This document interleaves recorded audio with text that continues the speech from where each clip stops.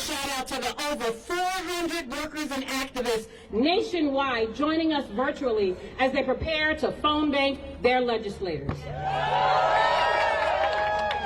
Cumulatively, these unions I've mentioned represent millions of American workers, and we are proud to stand together in solidarity today to say hands off. Hands off our health care. Hands off our research. And hands off our jobs. This afternoon, you are going to hear from a number of speakers who will each touch on these themes, how the Trump administration and the unelected extremist billionaire Elon Musk have perpetrated illegal, immoral, unethical, and unacceptable attacks on our members, workers across this country, and on millions of people who depend on us for delivering health care, conducting critical research into urgent problems, and the services that we provide every single day in every single state, in every single congressional district in this country.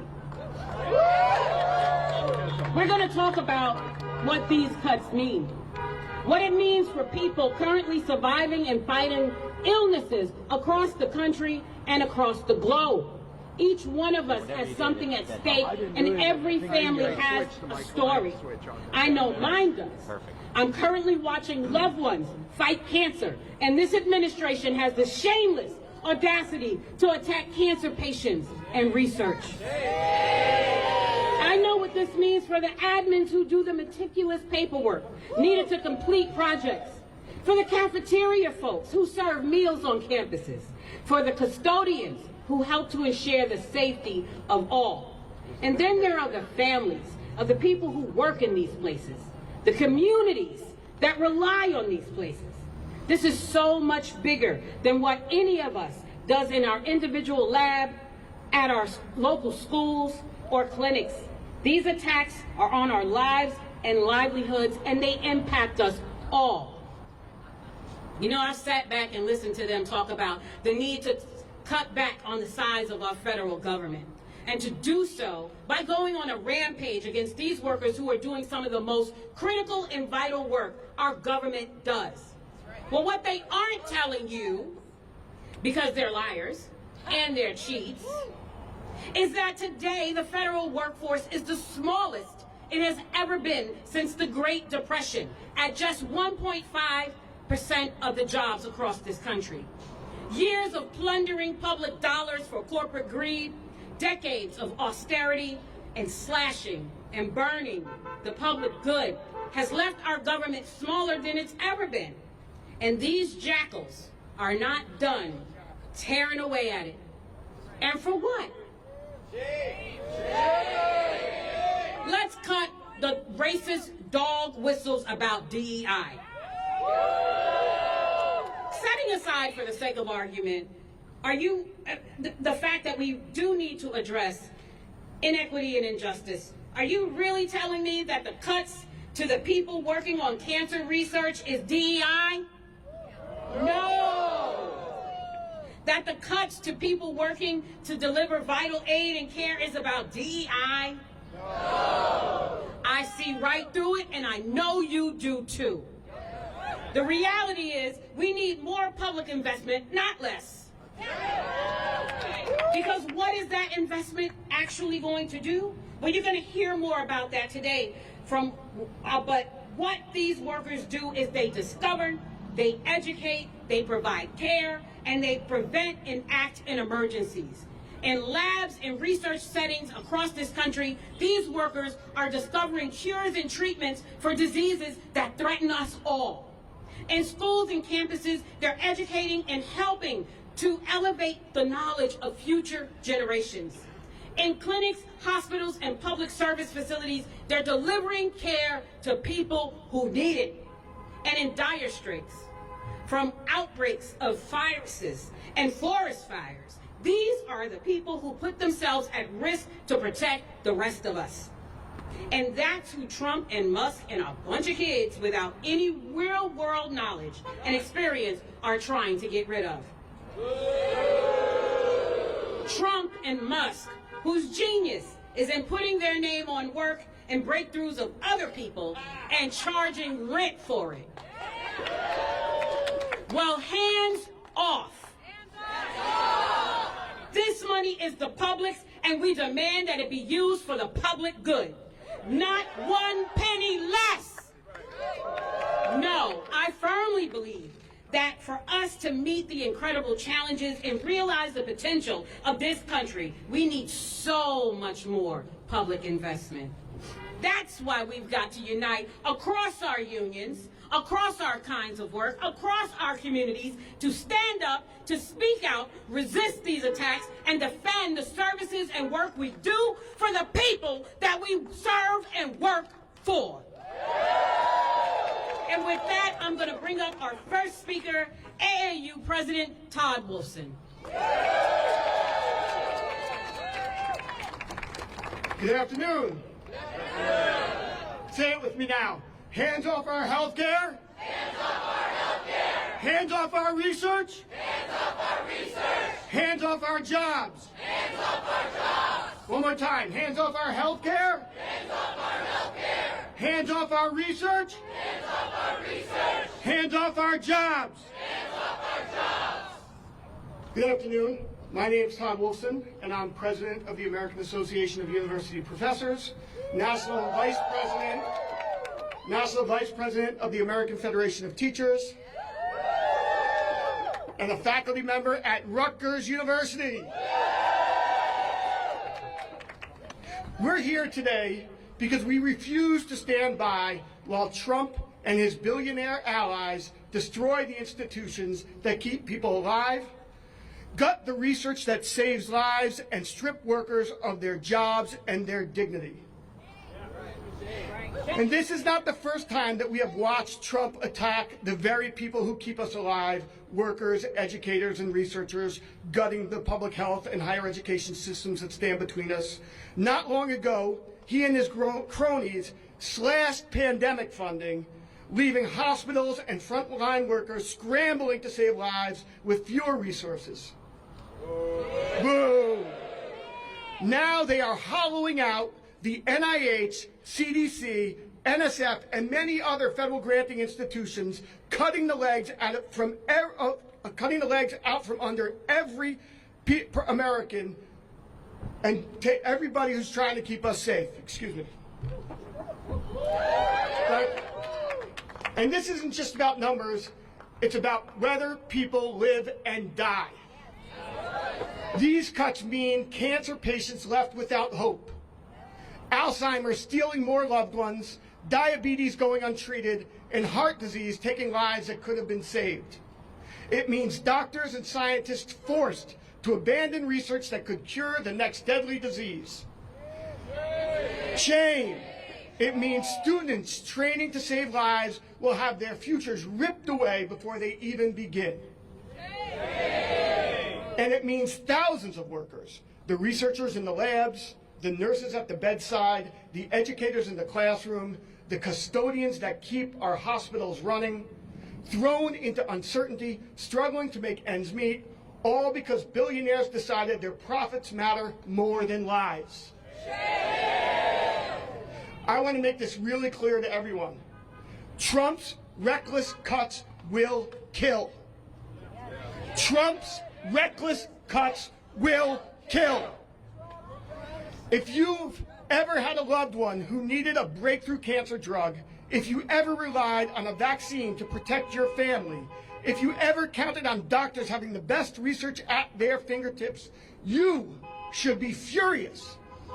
Because the future of medicine is now being dictated by men who see human life as expendable in the pursuit of their wealth and in the pursuit of their power. This isn't about streamlining government or reducing waste. This is about consolidating power at the expense of working people. The America that Trump and Musk are trying to create is not the America I was brought up to believe in and fight for. The America they want to forge is cruel and cold, laying off workers with no severance, cutting funding to health care, education, and critical social services that every American needs, punching down on women and people of color, immigrants, and the LGBTQ community. These are the actions of cruel, weak people. But in response to their cruelty, in the last few weeks, I have seen something very different. I see a country where people want to care for one another. I see people who don't want to punch down, but instead are ready to stand up and fight for America that stands for all of us. And alongside that, I am calling on every single politician, red state and blue state, who claims they stand with working people to prove it. Stand up for our health care, stand up for our jobs, stand up for higher education. And let me remind them of something. We are in every city. We are on every campus, in every hospital, in every lab. And we are not backing down. So if you are angry and you're ready to fight, let them hear it. Say it with me. Hands off our health care. Hands off our research. Hands off our job. We are here today, we'll be here tomorrow, and we'll fight for as long as it takes, because when we stand together, we win. Solidarity forever. And I think our next... Oh, that's the next round. Okay, next up we're going to hear from one of our affected worker leaders, Amalia Ventriglia. Hello everybody, my name is Amalia. I use she, her pronouns, and I am a PhD researcher, and I study how the brain responds to antidepressants because we need to find better treatments for suicide prevention. I'm also president of our union of 5,000 early career researchers, UAW 2750 at the National Institutes of Health. You know, at the NIH, we are the world leader, the largest public health research institute. Our work at the NIH drives urgent research across the United States on things like we've heard, cancer treatments, chronic pain, addiction, Alzheimer's. Yet right now, that work is under attack. We're under so many freezes right now that stop the American taxpayer from receiving the medical advancements they paid for. This is theft of our future. It's theft of our education, of our science. It's theft of our health and our rights. There's hiring freezes right now that don't just put a pause on recruitment of the next generation of researchers. They're firing NIH researchers through a loophole of people who are recently promoted or are facing routine annual renewals. Every single one of these jobs lost means a cure that's delayed or a breakthrough that may never happen. The life-saving work that UAW members do at the NIH and at universities across the entire United States are being threatened. Nobody voted to halt cancer research. Nobody voted to cut life-saving treatments to heart disease. Diabetes affects millions of Americans. Is that a left-wing agenda? I don't think so. The American people rely on our work. Your families rely on your work. My mom relies on our work. This is about our health and our lives, and we're not going to stand while they try to tear it down. Stand up, fight back.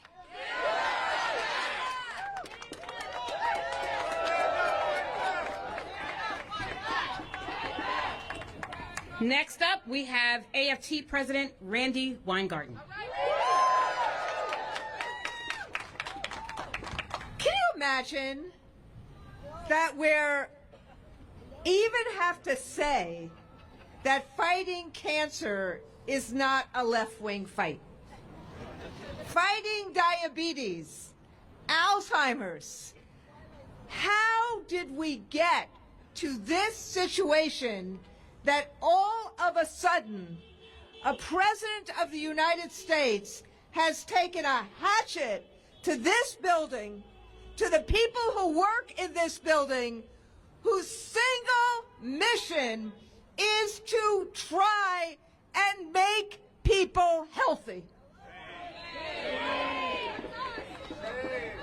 Oligarchy. And look, yes, it's the oligarchy, but it's more than the oligarchy, which is think about why we, if you think about who's here, these are workers from a labor movement who are basically saying to the people in America, we, the scientists, we, the researchers, we, the workers, believe in you, believe in what we do for you, and we are not going to stop fighting for you.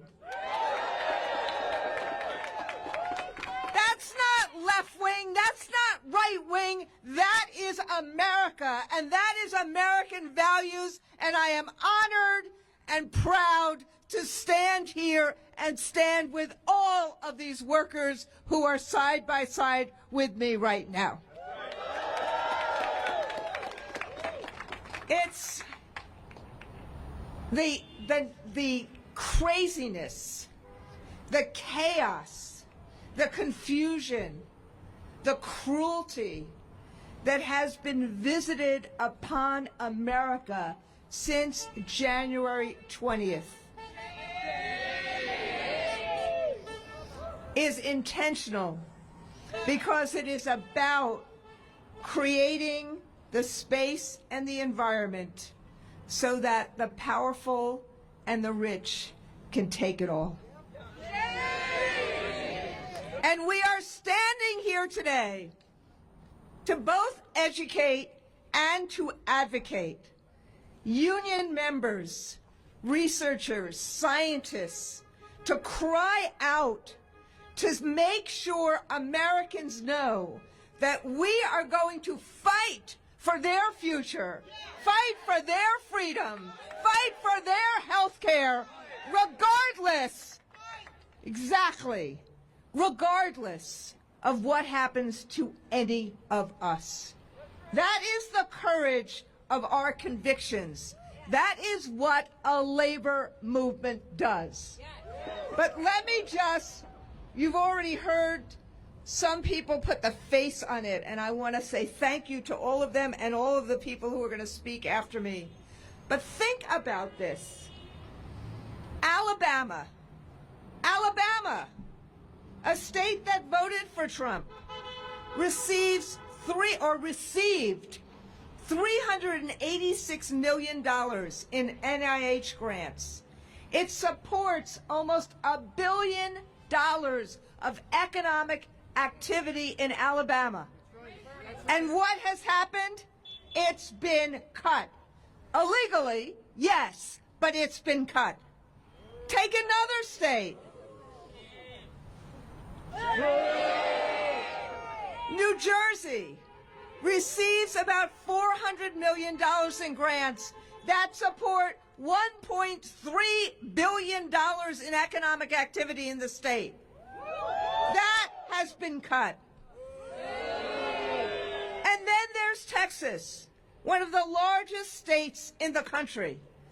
It receives $1.85 billion in NIH grants, and that supports almost $6 billion in economic activity for the state.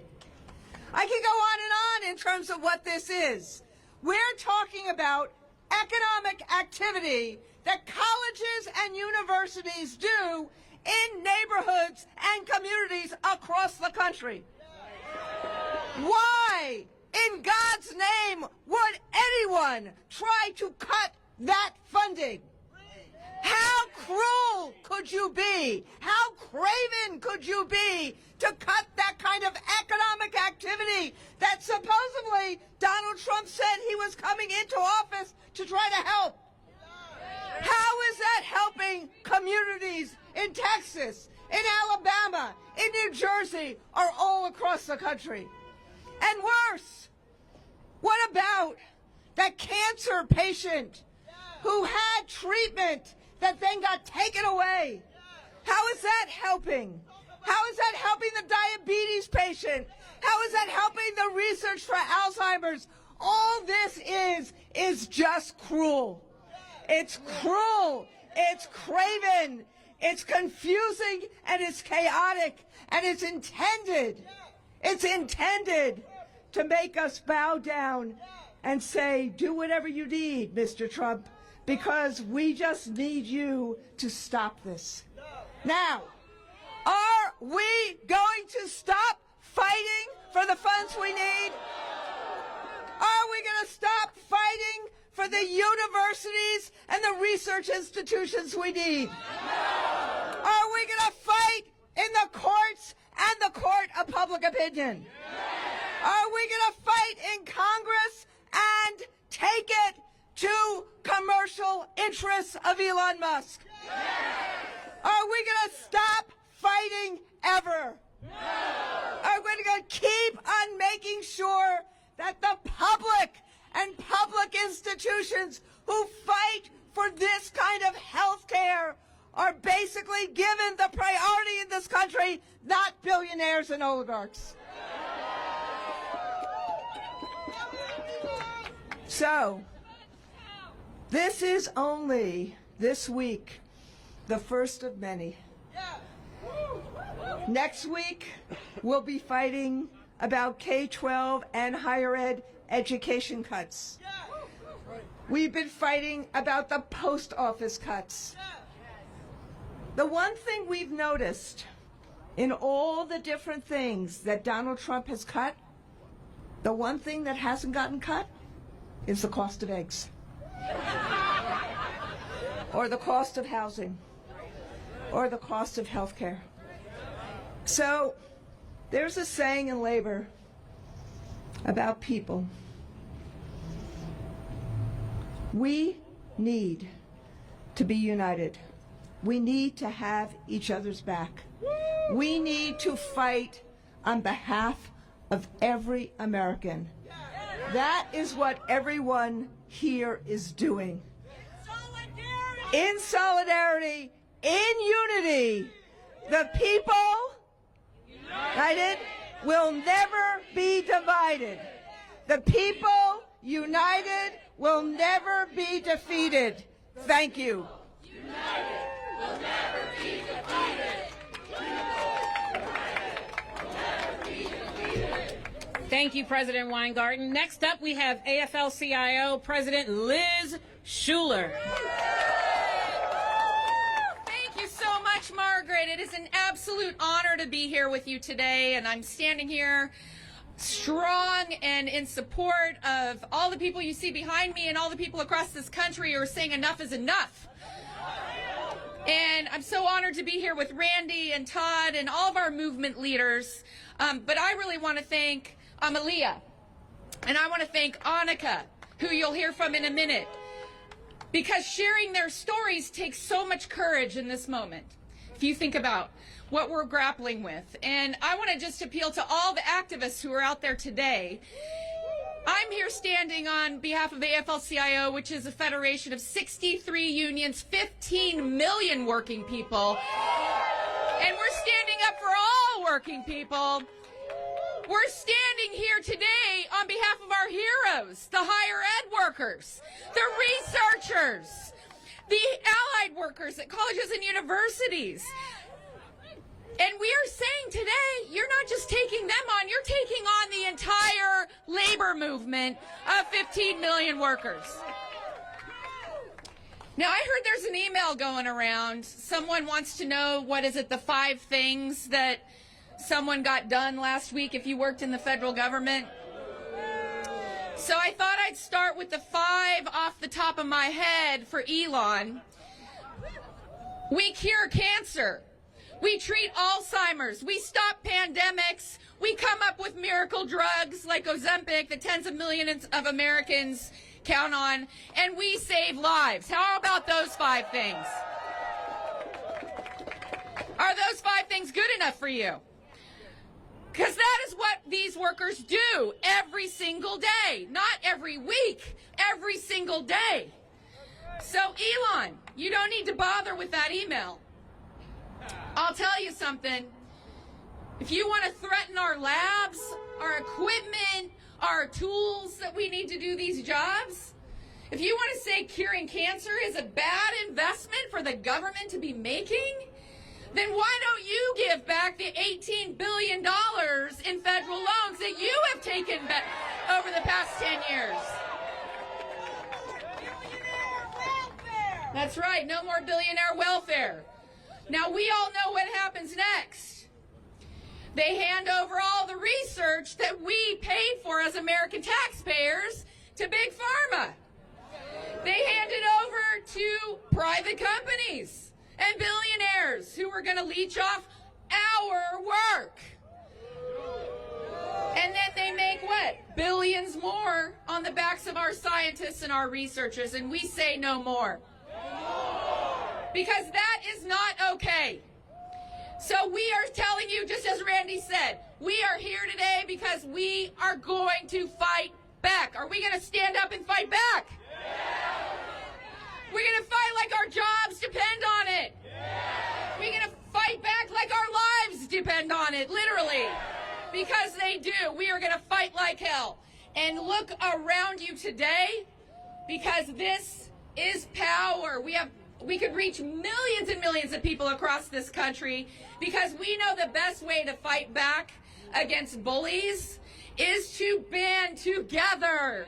And we build our power. Are you ready to build our power? That's what I thought. Thank you. Thank you, Liz. Up next, we have AFT Secretary-Treasurer Alyssa McBride. Union family, let me hear you if you are ready to take a stand for our communities, for our co-workers, and for our country. I'm the Secretary-Treasurer at AFSCME, and we are proud to be 1.4 million members strong, thousands of them in hospitals and universities and veterans' homes. We show up for our communities with care and with courage and with compassion. And we're proud to link arms in solidarity with you here in DC and virtually, those who are tuning in. We are the frontline workers who keep our communities safe and strong. These are researchers and lab techs and janitors and maintenance workers. Because when they say indirect costs, you know what they're talking about? Human beings who clean labs and keep generators going and maintain special equipment, because we make science happen. Like at Oregon Health and Science University, which is a research powerhouse full of brilliant minds, heads and hearts and hands, putting an end to Alzheimer's and cancer and opioid addiction. Those are AFSCME members like Lynn Swarbrick, who's been taking on tuberculosis for 23 years. And her funding comes from the NIH. Slashing those costs is a direct hit on her co-workers, but most importantly on our nation's capacity to fight deadly disease. And that's why we've got to stop them from slashing through our healthcare systems, our research, our beloved healthcare system, because more Americans will get sick, more infectious disease will spread, more medical progress will grind to a halt, and more of our neighbors will be in harm's way. Because we prevent disease, we prevent death, we prevent disaster, and we prevent disinformation. So we're here with a message. We will not be silent. We will not sit down. We will not step back, because in our labor movement, when you take on any of us, you take on all of us. We are fueled by a power that they can't stop, and that's people power.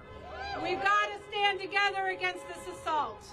So let me ask you right now to commit to get organized and stay connected to each other, linking arms today and every day, to communicate not just with our allies and within our workplaces, but with our elected officials, especially today, because today we can reach our members of Congress to say, vote no on the House budget resolution that will cut public services to give tax breaks to the ultra-wealthy and giant corporations.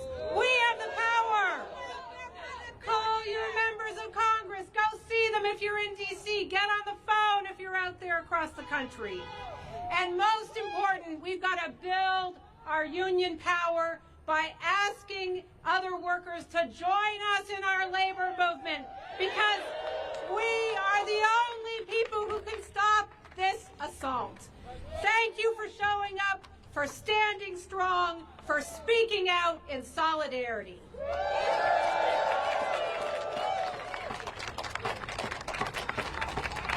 Thank you, Alyssa. Next up, we have UAW International Board Region 6 Director Mike Miller.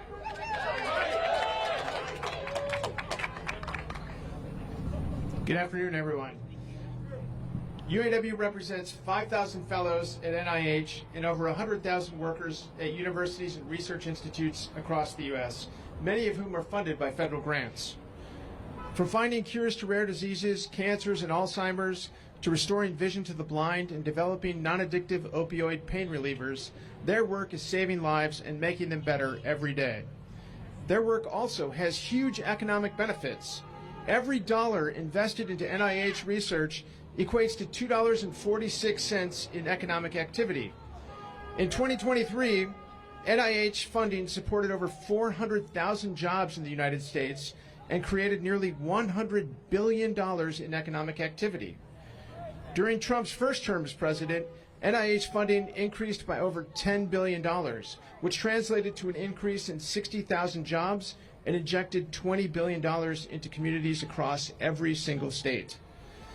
And so much of the research conducted at the NIH and at universities funded by the federal government is research that the private sector simply cannot or will not undertake because it's too risky or too early stage. But this critical research enables accelerating scientific innovation and economic growth, and it has led to some of the most important medical breakthroughs in human history. But the Trump administration and its billionaire backers are right now engaged in an all-out war on research workers. They're trying to gut critical funding, fire workers, censor life-saving research, attack higher education, roll back principles of scientific integrity, and impose research grant freezes that sabotage health innovation and research. The Trump administration is doing all of this in the name of savings and efficiency, but we know the truth. The truth is that these actions will destroy jobs, decimate communities, slam the brakes on ongoing clinical trials, and set the U.S. back decades in terms of training the next generation of world-class scientists like Amalia and Anuka, who you're about to hear from. The truth is that every single day, this chaos and these cuts rule over our health research infrastructure, has devastating long-term impacts in the fight against chronic diseases like cancer, diabetes, heart disease, and so much more.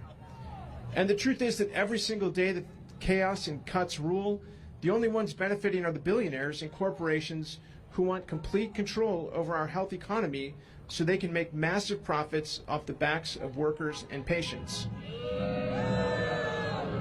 The new Health and Human Services Secretary says we can't trust Big Pharma to do what is best in the best interest of the American people or to prioritize anything over their own profits.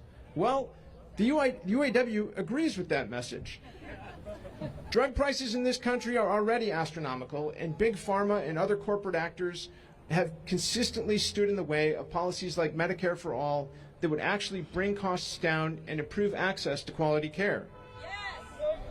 But if you want to stand up against profiteering and corruption in the healthcare industry, you don't slash research in the public interest, and you don't go after the federal workers and university workers who make it happen.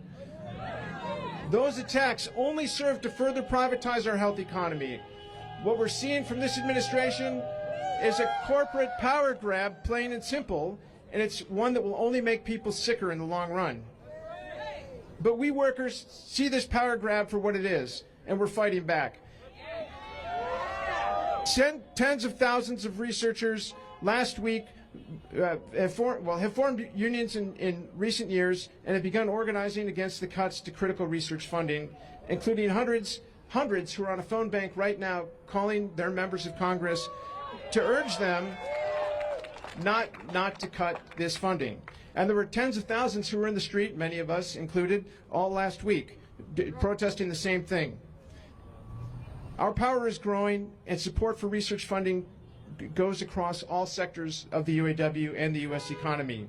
Last week, UAW President Fain was meeting with auto workers in Toledo, Ohio, and a worker came up to him and relayed a story about his young twins who had a rare disease and were treated at the NIH Clinical Center in Bethesda. Funding for NIH and for scientific research is a working class issue that impacts people across all walks of life, and we're calling on members of Congress from both parties to step up and fight back.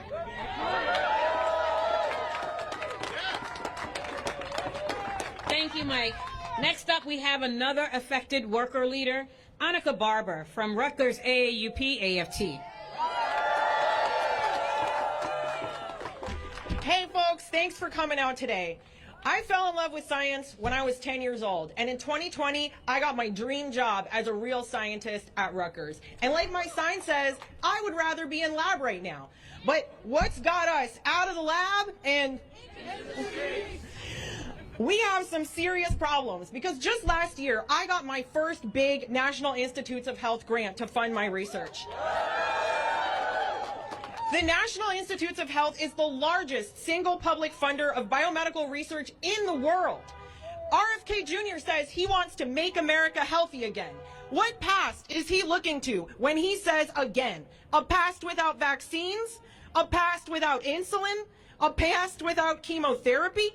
American biomedical researchers are in their labs right now making discoveries and moving forward clinical trials that will lead to the medical breakthroughs we will take for granted. And to do that, we need a government that continues to invest in scientific research, not tax cuts for billionaires.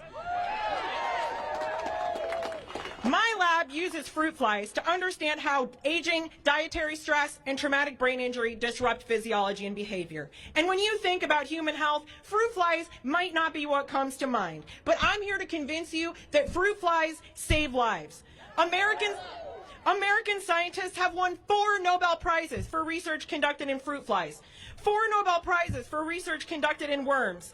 These invertebrates are critical to the fundamental research that leads us to understand what genes are, what mutations are, how environmental factors cause disease, and lead to the breakthroughs that have allowed us to have year-on-year improvements in cancer prognosis in America. My lab works on traumatic brain injury because while science has improved the survivorship from traumatic brain injury, those survivors experience a host of problems. And brain injury survivors aren't just people like our veterans. More than half of Americans are people over 55 falling at home. How many of us have someone over 55 who could fall? How many of us are going to one day hope to be over 55 and not fall? Decades of work in rodents have yielded attempts at therapeutics that have all failed in clinical trials. So my lab is going back to the drawing board and conducting large-scale screens in fruit flies that will let us find new genes and new biological targets to serve as potential therapeutic interventions for brain injury survivors. These new therapeutics, they're probably 20 years away. But if we don't start creating that basic knowledge now, what will we draw from in 20 years? You taxpayers are paying for us to create this knowledge for you. Federally funded basic science research is a pipeline for medical breakthroughs. Without the work we're doing in our labs, in bacteria and worms and flies and squid and even Gila monsters, we would not have medical treatment for cancer or diabetes or pain. For each pharma company that announces a new treatment, there are decades of research that you paid for that are allowing that new treatment to come to market. Trump's attack on basic science is cutting off the pipeline of knowledge and talent that will yield the breakthroughs that we need in 20 years and in 50 years. Sure, we might get the next breakthrough next year, but what about the one after that?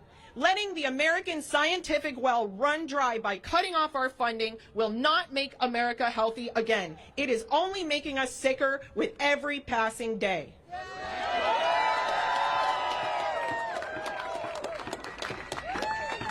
Thank you, Anuka. Next up, we have UE General President Carl Rosen.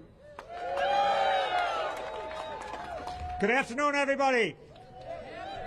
UE represents 30,000 graduate workers at research universities across the country. Our members do the crucial work in labs and classrooms that allow our society to make advancements, as you've been hearing, in human health, to address human needs, to literally save lives. Cuts to research funding are a direct theft from working people for the benefit of the billionaires who are now running the federal government. It's a theft from working people because thousands and thousands will lose their jobs. But it is also stealing a better future from all working people. A future where the research of today results in healthcare breakthroughs that can cure the illnesses that so many Americans are afflicted with. A future where the research of today can fix the poisoned environment that so many of us are forced to live in. A future where the research of today can help address mental health issues, drug abuse, and other problems that end lives too early in this country. Instead, the Trump administration is trying to slash research funding so they can divert the money into huge tax cuts for the billionaires who are pulling the strings. Is that right? No! Is that right? No! Americans didn't vote for funding cuts to basic research. The money that Trump and Musk are trying to cut was appropriated by Congress, the body to which the Constitution gives the power of the purse. In fact, the last time Trump was in office, he tried to cut research funding. Congress not only refused to cut it, but actually added additional money. Congress has always funded basic research because Americans need and want our nation to be able to continue to make advancements in health and science. Trump promised working people a better economy, but pushing through cuts that could force universities to lay off thousands of people will make the economy worse, not better. Many universities are the largest employers in their area, especially in rural states, and layoffs will do nothing good for the local economies that depend on them. Trump and Musk are making these cuts in a totally undemocratic fashion because they know the American people don't support them. Congress appropriated this money, and Congress needs to step in and reassert their authority. And we, the American people, need to put pressure on every member of Congress, regardless of their party, to stand up and say to Trump and Musk that our country is a democracy, not an oligarchy, and that we won't tolerate their enriching themselves by stealing our future. Are we ready to fight? Are we ready to fight? Solidarity. Thank you, Carl. Next up, we have NEA Councils for Higher Education, Alec Thompson.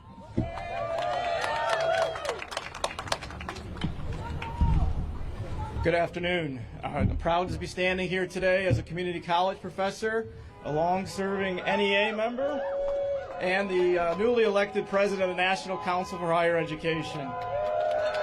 Thank you. We're here today because dramatic changes have been proposed which threaten our colleges and universities. These institutions are critical to the very health of our nation as they provide transformational experiences that not only positively reshape the life trajectories of our individual students, but they also serve to lift up and improve the entire fabric of our society. The current crop of proposals, eliminating the Department of Ed, stripping funding from college universities, rolling back civil rights protections, represent a deliberate effort to reduce the importance and impact that colleges and universities have in shaping American life. Our system of education is facing a punitive, vindictive, amoral retrenchment whose intentions stand in direct opposition to their core mission. The proposed changes will not improve our nation's higher education system. Instead, they will have the opposite effect. Colleges will become less accessible. Students' learning will be narrowed, and the overall quality of life in America will be markedly diminished. The arbitrary and capricious rulemaking efforts surrounding federal grants threaten to pull hundreds of millions of dollars from colleges and universities. Make no mistake, this is a deliberate and massive defunding of higher education. Gutting the funding of these schools means that college will become more expensive, and students who, alongside their families, lack the necessary resources to self-fund a collegiate experience will be forced into a financial world with higher costs and more private predatory loan offerings. Costs will not be reduced. They will simply shift the students to the raising of tuition and fees. Beyond the cost to individual students, critical medical research you've heard today on areas such as cancer, heart disease, Alzheimer's, diabetes, viral pandemics are all being directly harmed by the Trump administration's actions. Reducing the work in these areas that not only has immediate negative health consequences, but creates a legacy of damage, right? Limiting the education and training of tomorrow's leaders in these critical areas. The simple reality is that the colleges and universities represented here today are in the forefront of innovative research that improves the lives of people here and throughout the world. That's right. That's right. That's right. So what then gives the energy to these cruel proposals? They are driven by people who embrace efficiency over equality, privilege in place of opportunity, and self-interest over community. However, we are collectively committed to pushing back against these unwanted destructive measures. The fact of the matter is we do not live in a society where policy is unilaterally dictated. We do have a voice. We do have power. We can and will fight. We can and will win. So let's stand together, preserve these institutions. We need them and they need you. Thank you.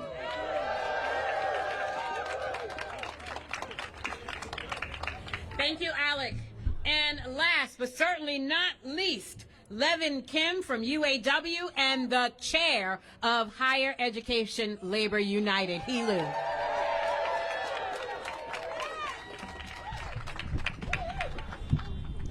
Good afternoon, everyone. My name is Levan Kim. I am the president of UAW 4121. We proudly represent 8,000 academic workers at the #1 publicly funded university in the United States, the University of Washington. I'm also the chair of Higher Ed Labor United, an unprecedented coalition of labor unions that represent workers from coast to coast and wall to wall across higher ed in the United States. I'm really proud to be standing here today alongside all of the fighters and all of the academics that you've heard today that are building the America of tomorrow. At my worksite, the University of Washington, which is one of the highest, which gets in one of the highest amounts of federal grant money across the U.S., there are workers right now that are uncertain of our future because of these reckless thefts from the American government and the Trump administration that is wreaking havoc on the working class. Across our campus, PhD admissions are being cut, being stalled. There are hiring freezes, and make no mistake, the theft that is going on right before our eyes is going to have an impact for generations to come. But at Higher Ed Labor United and all of the unions that are here today, we are here fighting because we have a different vision for how the future should work. We believe in two simple truths. One is that public money should go to public goods. Secondly, we believe that our shared future is worth investing in and fighting for. That is why we are here today, and that is why we're going to continue to keep fighting. And our message is clear. To our work sites, to our employers, we have one message. Follow our leadership. Center the voices of your workers when you're joining us in this fight. As workers, we know and we make these institutions run that makes America run. We call on our institutions and our employers to do right by us and follow our leadership. We call on our elected representatives to, again, follow our leadership and stand up to the billionaire class. Come on, guys. These are the two simple demands that we have for every one of us. And for all of the workers that are out here and all of the workers that are listening in, join your union, get organized, and from wall to wall and coast to coast, join the fight by joining Higher Labor United and joining in the fight. As organizers, as a part of a growing and fighting labor movement, we know how to build a future with our own voices and our own work. We know, just like my local name stands for, that through one-to-one organizing, for one-to-one, we can build a future that actually centers our needs and deserves to have us in it. Thank you.